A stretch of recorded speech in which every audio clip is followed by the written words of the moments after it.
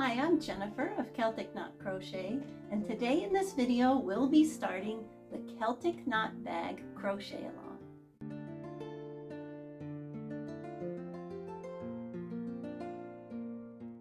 I'm excited to be sharing this new Celtic Knot pattern with you.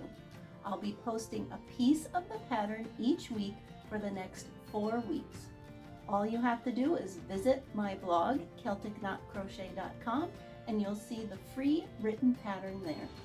You can find the direct link in the description below, and if you're watching on your phone, just click the title of this video and you'll see all the information about this project. This project uses basic crochet stitches, and each week I'll also post a video tutorial that'll take you through every step so you can be successful. You can join this crochet along at any time, but if you'd like to get consistent reminders and more info about how everyone's doing in our crochet along, then it's best you sign up for my newsletter. You'll find a link to that also in the description below. So to participate, all you need to do is gather your supplies, visit the page on my blog that has the free pattern, and watch the matching video tutorial. I did my best to create a project that would be easy enough for a wide range of skill levels. All you'll need to do is make 2 Celtic knot squares, and then we'll join them together by crocheting all this green. Of course, you can make yours in whatever color you'd like. In this video, I'll be going over all the supplies that you need for this project, and I'll be showing you how to make the cords that next week we'll weave into this Celtic knot. So let's get started. Let's talk about the supplies before we get started on video 1, step 1 of our Celtic Knot Bag.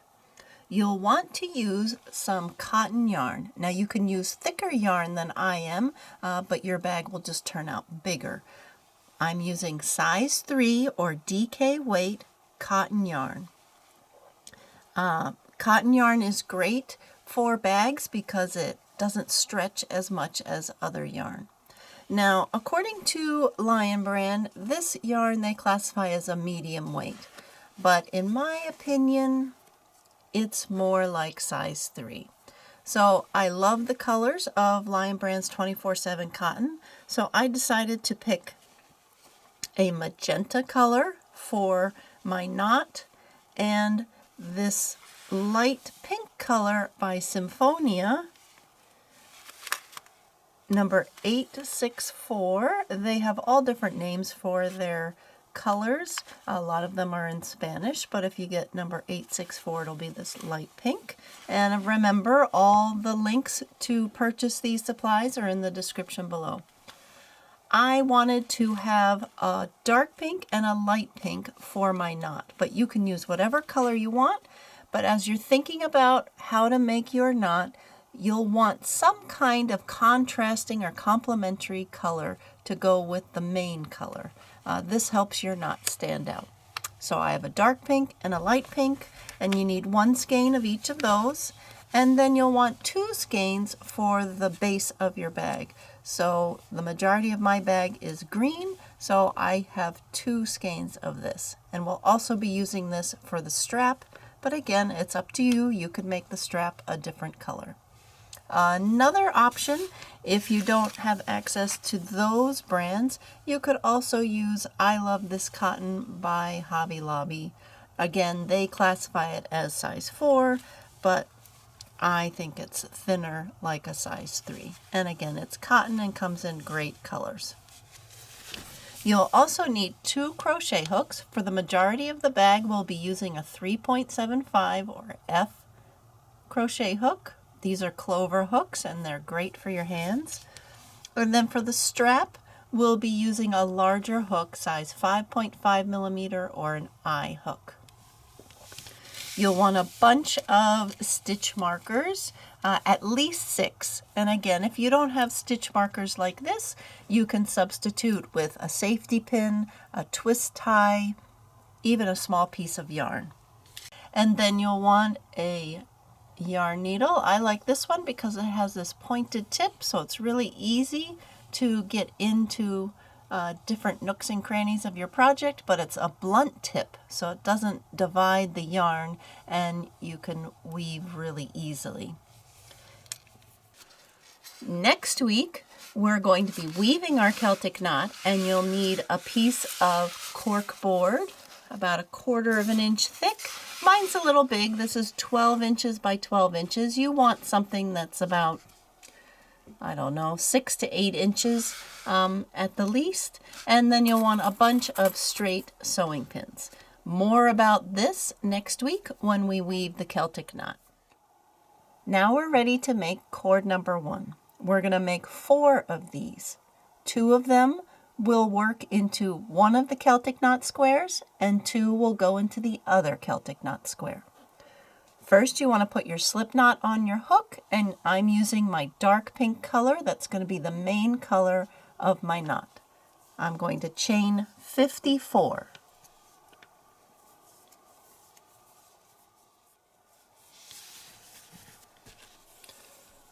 Okay, so I have a chain here that's approximately 11 inches long. It might be a little bit longer. And we're going to work in the back bar of the chain. Okay, so I have a step-by-step short video tutorial that you can click on here. But basically, this is the front of the chain, and we're going to turn it over so we see the bumpy side of the chain.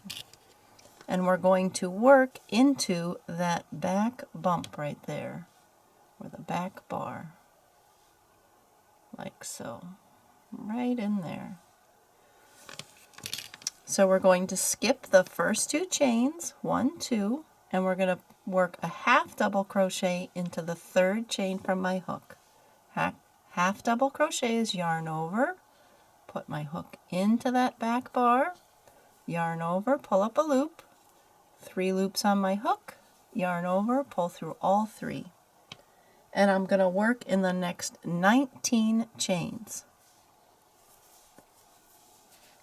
for a total of 20 half double crochets right here at the beginning of my cord. So this is what it should look like. And when you work into that back bar, it makes the top look just like the bottom. So you have a nice even cord.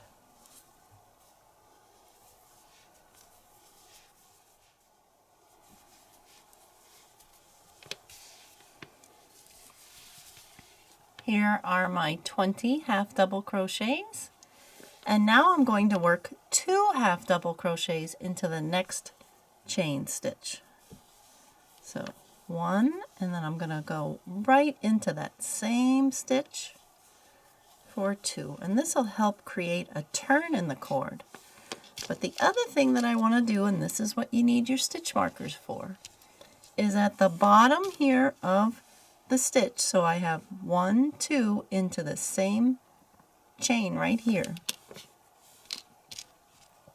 I'm going to mark this with a stitch marker, and that's going to help me later when I go to add the edging, and I'm going to skip this stitch, and this way I don't have to do any counting. I don't have to have super bright lights. I can just see, oh, there's my stitch marker. I'm going to skip it. Now I'm going to put a half double crochet in each of the next 25 chains. So I'll have 25 half double crochets. Again, still working into that back bar. And if you see, what I like to do is I like to turn my work on its side. So I lay it across my middle finger in my non-dominant hand, and then I look from the side where I can just slide my hook in easily. And I readjust my grip after every stitch, and that way I'm sure to get it in the right place. So I'm going to keep going till I have 25 stitches worked.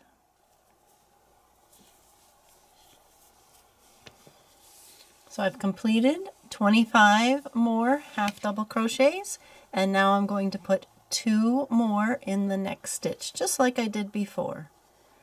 Half double right in here, and then yarn over and put my hook right back into that same stitch, that same chain, for 2 half doubles, and you can see them right here making a little V.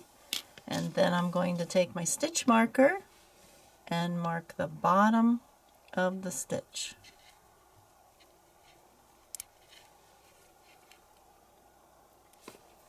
And now I should have 1, 2, 3, 4, 5 stitches left, 5 chains left, and I'm going to put a half double crochet in each of those.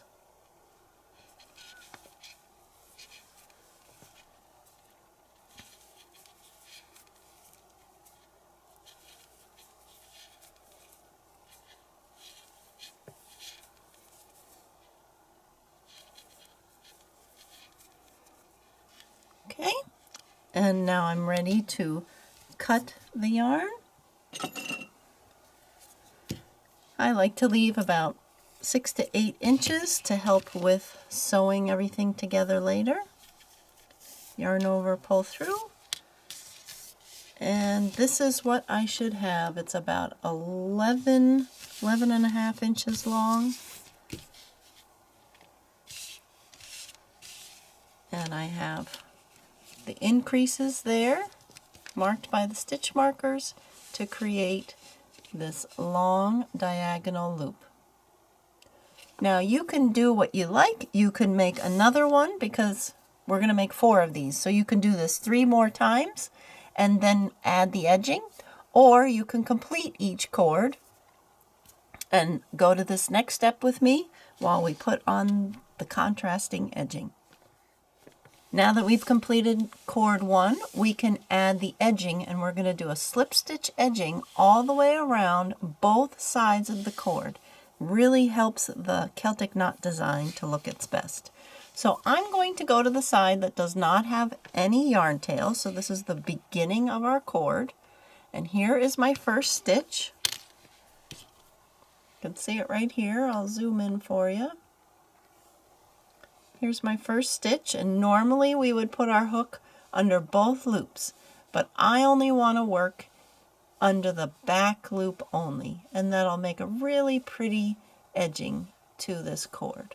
Okay, so just insert your hook down through the middle of those loops, and you'll end up only picking up that back loop. So I have my slip knot on my hook, and I'm going to do a slip stitch. So I put my hook in, yarn over, pull through the stitch and through the loop on my hook. And I'll work that all the way down to the end of the cord. And I want to do this nice and loosely and evenly. So you don't want to make these too tight, or it'll make your cord too short and it just won't look as nice. So you don't have to be tight with these. You kind of want to match the size of this loop that's right here. I want the next loop on top to kind of be similar in size. Okay, so go all the way down to the end, and I'll show you what to do when we get there. I've come to the end of my edging along one side of the cord, and instead of fastening off, that takes too much time and too many yarn tails to weave in, I'm going to chain one at the end, and then I'm going to do a slip stitch right here in the side of the cord, and then I'll chain one again, and that'll get me now to this side of the cord. And I'll do the same thing, work in the back loop only with my slip stitch, working across the cord.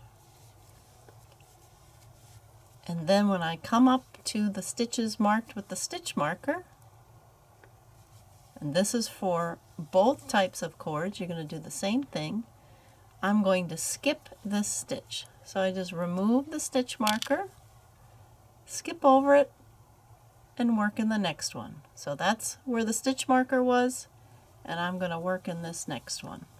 And that just helps the curve in the knot to look its best. By eliminating that slip stitch, we have a nice clean curve that will look really nice in the knot. So keep on going, and when you get to the end of the cord, you can fasten off.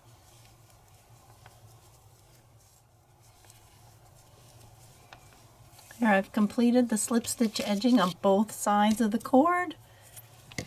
Cut the yarn at about 6 to 8 inches. Yarn over, pull through so there's a nice knot. And now I have one cord 1 complete, and it should look like this. So you have a bend in it right here and a bend here right near the end. And these two ends are going to meet up and be hidden. You won't be able to see them. Just so you know, if you're going to match up properly with the printed out diagram, this should be approximately 11.5 inches long, and it's about 3/4 of an inch wide once you've added the edging. So make 3 more of these, and then we'll move on to cord number 2. Now we're ready to begin cord number 2. Remember, you're going to make 4 of this cord as well. You'll want to chain 52. So I have my cord color, my main cord color, in a slip knot on my hook, and I'm going to chain 52. And as you can see, I'm using the smaller hook for most of my bag.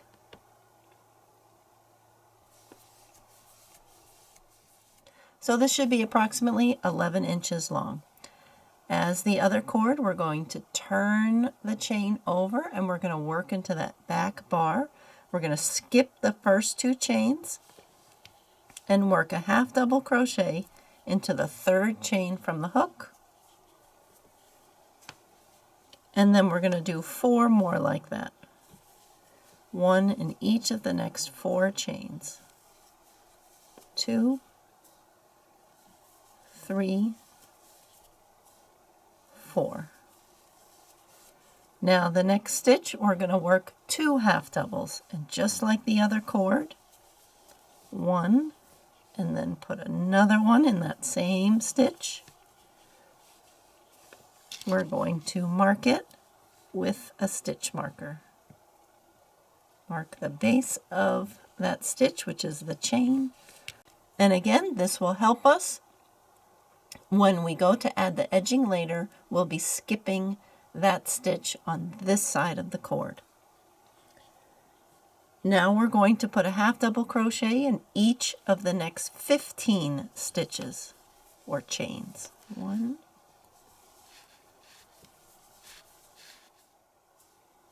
14, and 15. Okay, so far I have a little bit of the cord, a bend, and then this long section. Now we're going to work 2 half double crochets in the next chain. 1 and 2, right into that same stitch. And you guessed it, add a stitch marker to the bottom. So this cord is like a rounded rectangle. Where the other one was a long skinny loop, this is going to be a boxy loop. All right, and next we're going to half double crochet in each of the next 8 chains.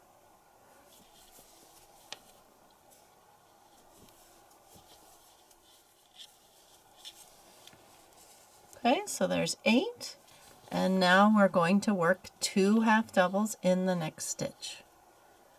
So here we go, 1 and 2. And then take one of our stitch markers and mark it in the bottom. So we have one more rounded corner to do. Next we're going to half double crochet in each of the next 15 stitches or chains. Okay, so there's the next set of 15, and now I'm going to put 2 half double crochets in the next chain, 1 and 2, and as before, We're going to mark it with our stitch marker at the bottom. And then I should have 3 chains left. And I'm going to half double crochet in each of those remaining 3 chains. 1, 2, 3. Okay, and same thing, cut about 6 to 8 inches off of my end, yarn over, pull through, make sure it's nice and knotted. And this is what I should have so far for cord number 2. And the bends create this rounded rectangle shape. All right, so now we're ready to add the edging, and we're going to add it the same way that we added the edging for the cord number 1. So I'm going to put my slip knot of my contrasting color onto my hook, and I'm going to start at the end that does not have the yarn tails, and I'm going to put my hook down through the center of that first stitch, so I pick up the back loop only, yarn over, pull through the stitch and through the loop on my hook. And I'll keep trucking along like that, doing nice, loose, even slip stitches all the way across the cord. And when we get to the end, I'll remind you how we get to the other side. Here I'm finishing up the first side of the cord with my edging. And now that I've gotten to this end, remember I'm going to chain 1, then I'll just stick my hook into the side of that last stitch for another slip stitch, then chain 1 again, and now I'm ready to work along the other side of the cord. Same thing, back loop only, yarn over, pull through everything, and then here I am, real quick, coming up on my first stitch marker stitch. Remove the stitch marker, we're going to need them later. Skip that stitch, skip it, and then work right here in the next one. And again, because of our stitch markers, we don't have to do any counting. We just truck along here with our slip stitch and skip every stitch marked with the stitch marker, and that's it. Here is your completed cord 2. You could see there are 4 bends in the cord, 1, 2, 3, 4, and here's what it looks like with the edging. And the total length will be about 11 inches long, and like the other cord, it's 3/4 of an inch wide. So you'll want to make 4 of these, and then next week in our next video, we'll put them all together to make the Celtic knot square. So that's it for the first video of our Celtic Knot Bag crochet along. I hope you enjoyed making the cords and look forward to weaving them next week. Thanks for watching and happy crocheting!